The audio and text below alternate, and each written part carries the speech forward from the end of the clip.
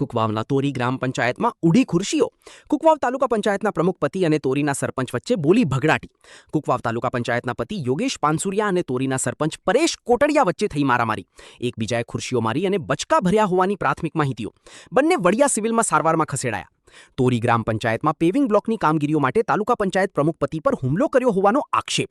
તોરી ગ્રામ પંચાયતના સરપંચ પર અસામાજિક તત્વોએ હુમલો કર્યો હોવાનું પ્રતિઆક્ષેપ થયો. આક્ષેપ પ્રતિઆક્ષેપો કરતા ચૂંટાયેલા નેતાઓ. તોરી ગ્રામ પંચાયતમાં થયેલી બબાલનો મામલો પહોંચશે પોલીસ મથકમાં.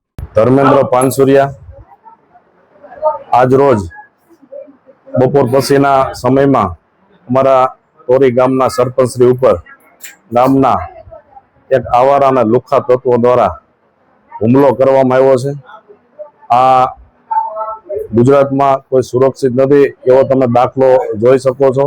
આપણા ગૃહમંત્રી એવું કહે છે કે કાયદામાં રહેશો તો ફાયદામાં રહેશો.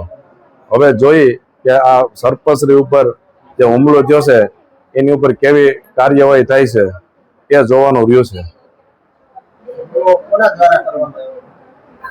હુમલો તાલુકા પંચાયત કુકાઓ પ્રમુખના પતિ દ્વારા આ હુમલો કરવામાં આવ્યો છે અને ગામના માજી સરપંચ ના પતિ દ્વારા હુમલો કરવામાં આવ્યો છે. કારણ તો કાંઈ નથી. હવે એ તો આ તો બધા આવા માણસો છે એને કઈ કાયદાનું કઈ ડર નથી. એવા માણસો તો અવારનવાર હુમલો કરતા હોય છે પણ કોઈ ફરિયાદો થતી ન હોય. ગ્રામ પંચાયત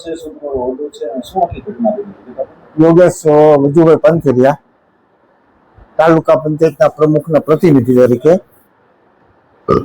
પૂર્વ સરપંચ હતો હું. જે તે વખતે અમારા ગામમાં જેટકોનું સબ ડિવિઝન આવે છે. એ લોકોએ ઠરાવ કરવા ના પાડેલ. મેં એને રજૂઆત કરી કે કાંઈ વાંધો નહીં, ઠરાવ કરો. પછી અમારા ગામમાંથી પેવર બ્લોકનું કામ ચાલુ છે પાદરમાં. એ પેવર બ્લોકના કામ માટે મેં એ લોકોને રજૂઆત કરી તો એ લોકોએ મારી ઉપર ઉગ્ર થઈને 2-4 જણાએ હુમલો કર્યો. મને બટકું ભરી લીધું અને કામ બંધ કરવા માટે બીજું કાંઈ ઇસ્યુ નથી. એને એમ કીધું કામ બંધ કરી દો, કામ અમારે કરવું છે. અને મેં કીધું કાંઈ વાંધો નહીં, તમે કરવું તમારે કરો, પણ આ કામ પૂરું થઈ જવું જોઈએ, પણ તમે બીજા કામ તમે કરજો. તો એ લોકોએ સીધો મારી ઉપર હુમલો કર્યો.